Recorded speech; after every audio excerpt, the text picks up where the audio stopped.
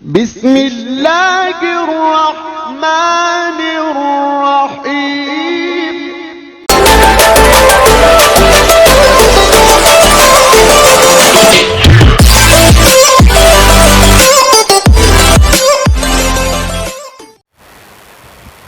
Bismillahirrahmanirrahim. Dear students, Assalamu alaikum. I am Jamil Aman Samu, your biology teacher. Today we will study another topic of chapter number 4, the cell. The topic of today's lecture is cell wall. Actually, cell wall is a thick outermost non-living or non-protoplasmic covering of plant cells. Cell wall एक non living non protoplasmic के outer covering होंदी है बूटन जे जीव घटन जी. Apart from plant cells, it is also found in the cells of algae, cells of fungi and bacterial cells. यानी बूटन जे जीव घटन का अलावा cell wall मौजूद होंदी है अलजी जे सेलन में, फंजाई जे सेलन में, बैक्टीरिया जे सेलन में, इवन जेके साइनो बैक्टीरिया आहिनि जिनके असां बिलीव ग्रीन अलजी चवंदा आहियूं उन्हनि में भी मौजूद होंदी आहे. यानी सेल वाल जो ताल्लुक़ प्लांट सां, अलजाए सां, फंजाए सां ऐं उन खां अलावा साइनो बैक्टीरिया सां यानी बिलीव ग्रीन अलजी सां हूंदो आहे. सेल वाल खे असां नॉन लिविंग चयो आहे. छाजे करे चयो आहे हिनखे नॉन लिविंग? त अगरि तव्हां सेल वाल खे रिमूव करे छॾींदव त सेल वाल खे रिमूव करण खां पोइ बि प्लांट सेल सर्वाइव कंदा आहिनि. सेल वाल में का बि मेटाबॉलिक एक्टिविटी नाहे थींदी, का बि लिविंग एक्टिविटी नाहे थींदी ऐं सेल वाल खां सवाइ बि सेल सर्वाइव कंदो आहे, जंहिंजे करे हिनखे असां नॉन लिविंग या नॉन प्रोटोप्लाज्मिक पार्ट चवंदा आहियूं. एक्चुअली बूटे जे सेल में, यूकेरियोटिक सेल में सेल वाल खे ठाहिण वारा मटीरियल्स जेके हूंदा आहिनि उहे सीक्रेट थी वेंदा आहिनि हिकु सेल ऑर्गेनेल मां, जंहिंखे असां गाल्जी बॉडी चवंदा आहियूं. तंहिंजे करे असां जुमिलो इस्तेमालु कंदा आहियूं त cell wall of plant cell is गाल्जियन प्रोडक्ट. इहा गाल्जी बॉडी जी सेल प्रोडक्ट आहे. सेल वॉल सेल मेम्ब्रेन जे ॿाहिरां हूंदी आहे, बूटनि जे सेल में, अलजाए जे सेल में, फंजाए जे सेलनि में ऐं साइनोबैक्टीरिया जे सेलनि में.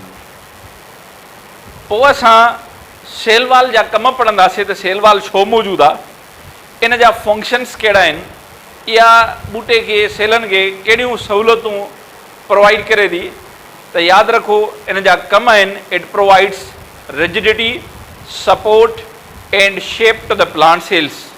रिजिडिटी ॾींदी आहे, शक्ति, सपोर्ट ॾींदी आहे, शेप ॾींदी आहे छो त इहो आउटर फ्रेमवर्क आहे, उनजे अंदरि ई सेल समायल आहे.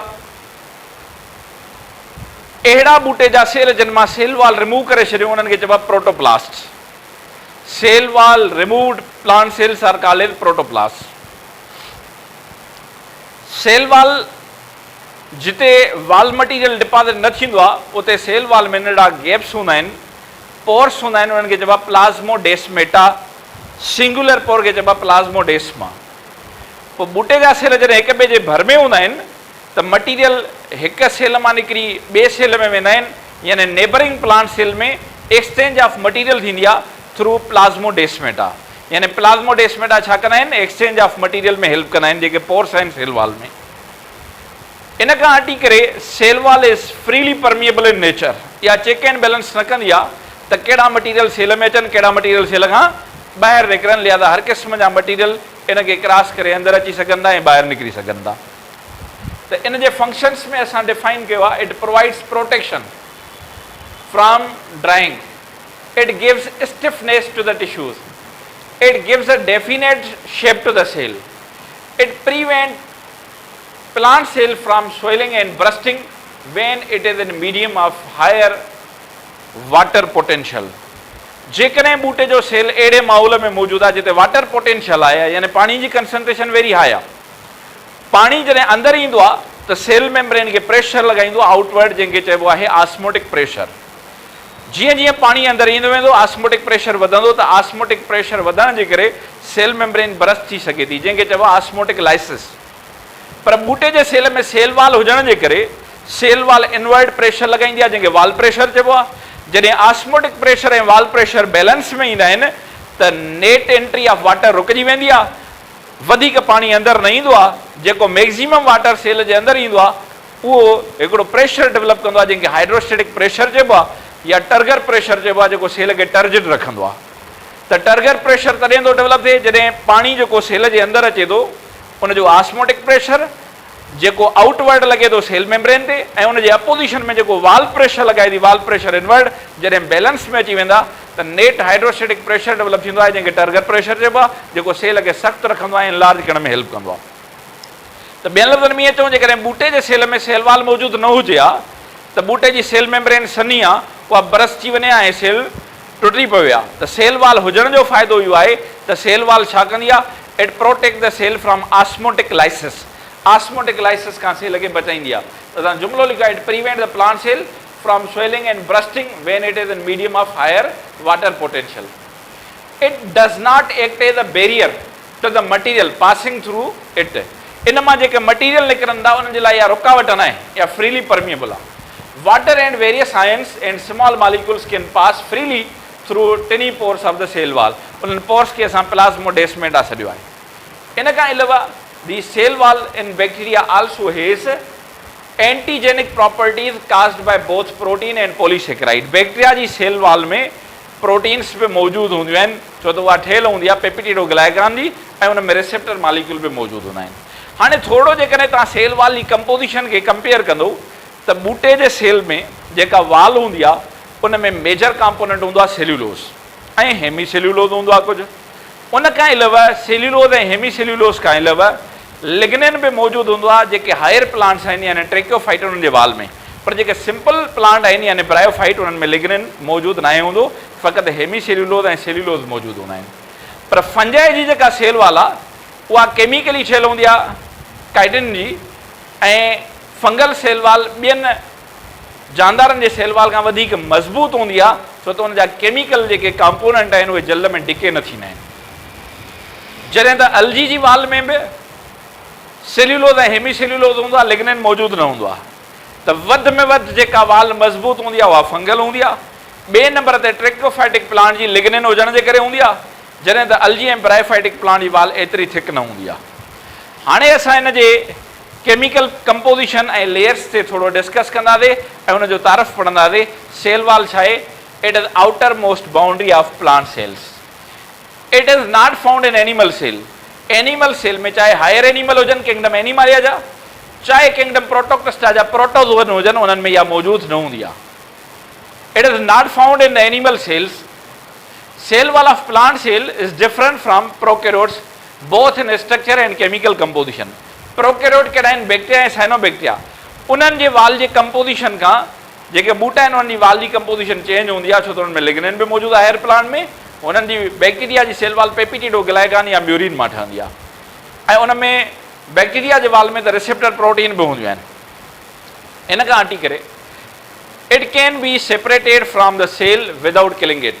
सेल वाल खे तव्हां रिमूव कंदो त सेल किल न थींदो, डेड न थींदो। Structure and chemical composition. Thickness of cell wall varies in different cells of the plant. It is composed of three main layers. These are middle lamella. इन जा मुख़्तलिफ़ तरह थींदा आहिनि। पहिरियों जेको अथव उहो मिडिल लेमिला। मिडिल माना विच वारो, लेमिला माना लेयर। जॾहिं बूटे जो सेल डिवाइड थींदो आहे, ॿ डाटर सेल हूंदा आहिनि हिक ॿिए सां मिलियल, त उन्हनि जे विच में हिकु कॉमन लेयर हूंदो आहे जंहिंखे मिडिल लेमिला चइबो आहे। मिडिल माना विच वारो, लेमिला माना layer. It is a thin layer. असांजी किताब में जुमिलो मुजिबि it is a thin cementing layer, यानी ॿिनि जेको आहे डाटर सेलनि खे पाण में गॾु रखण वारो अथव। When middle lamella is dissolve the adjacent cells are separated. बर वारा सेल हिक ॿिए खां जादी हूंदा आहिनि अलॻि। It is the first to be formed between primary wall and neighbouring cell. It holds adjacents together. बर वारनि सेलनि खे गॾु रखंदी आहे। बर वारा सेल अगरि अलॻि थींदा त इन जे टुटण खां पोइ। It is chemically composed of calcium and magnesium pectates. Calcium ऐं मैग्नीशियम जे पेक्टिक कंपाउंड मां ठहंदी आहे। उन खां पोइ आउटर मोस्ट जेका थिक वाल ठहंदी आहे उनखे चइबो आहे primary wall. The first formed outermost thick wall is called as primary wall. It is chemically composed of, या छाजी ठहियल हूंदी आहे? सेल्यूलोज ऐं हेमी सेल्यूलोज जी ठहियल हूंदी आहे। It is composed of many layer found by the cellulose with some deposition of pectin and lignin. Cellulose molecules show a criss-cross यानी zigzag arrangement. It is a true wall and develops in the newly growing cells. नवां जेके growing sale हूंदा आहिनि उन्हनि में जेको पहिरियों त ठहंदो आहे वाल जो, उहो प्राइमरी वाल हूंदो आहे। प्राइमरी वाल जे ठहण खां पोइ उन जे इनर सरफेस ते वाल जो ॿियो त ठहंदो आहे जंहिंखे सेकेंडरी वाल चइबो आहे। Secondary valve is formed on the inner surface of primary valve and it is comparatively thick and rigid. Chemically it is composed of inorganic salts, silica, wax and cutin. हाणे अगर तव्हां वाल खे ॾिसंदव त हीअ असां वटि वाल आहे, वाल उन खां पोइ मेम्ब्रेन, उन जे अंदरि साइटोप्लाज़म हूंदो। हाणे हीअ साइटोप्लाज़म जो लेयर आहे, ॿाहिरां सनी मेम्ब्रेन आहे जंहिंखे प्लाज़्मा मेम्ब्रेन चइबो आहे। उन खां अलावा मिडिल लेमिला जो सनो तह हूंदो आहे। उन खां पोइ जेका ॿाहिरां वाल ठहंदी आहे, आउटर वाल, उहा हूंदी आहे प्राइमरी वाल। प्राइमरी वाल जे अंदरां जेका वाल ठहंदी आहे उहा ठहंदी आहे सेकेंडरी वाल। हाणे जिते जिते हिन में विथी मौजूदु आहे, हीअ वाल आहे, हीअ वाल आहे, वाल जे विच में जिते वाल मटीरियल डिपॉज़िट न थियो आहे हिते स्पेसिस हूंदा आहिनि जिन खे प्लाज़्मोडेस्मा चइबो आहे। प्लाज़्मोडेस्मा जेके हूंदा आहिनि, हिकिड़ो पोर आहे प्लाज़्मोडेस्मेट आहे, हुनजो प्लूरल आहे। इन जे थ्रू भरवारनि सेलनि में मटीरियल जी छा थींदी आहे, एक्सचेंज।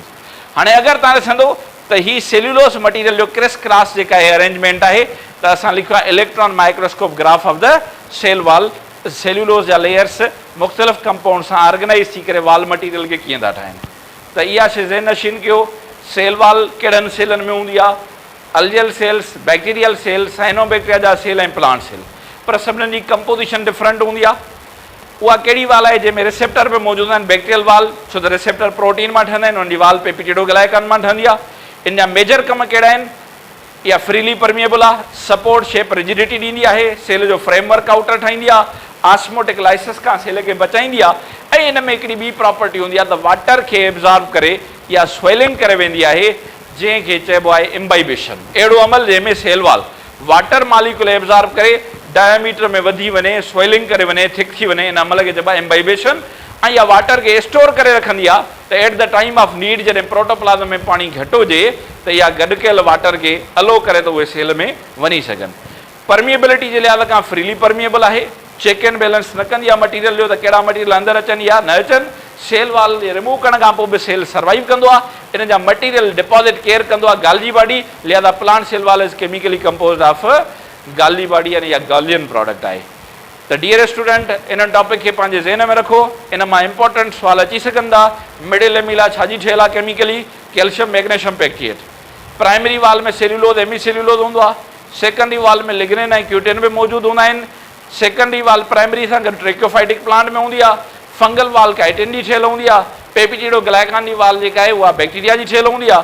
त लिहाज़ा बैक्टीरिया साइनोबैक्टीरिया किंगडम मोनेरा या प्रोकैरियोटी में आहिनि। प्रोक्टोक्टेस्टा किंगडम आहे जिते अलजी मौजूदु आहिनि ऐं फंजाई लाइक प्रोक्टोटेस्टा आहिनि, उन्हनि में बि वाल हूंदी आहे।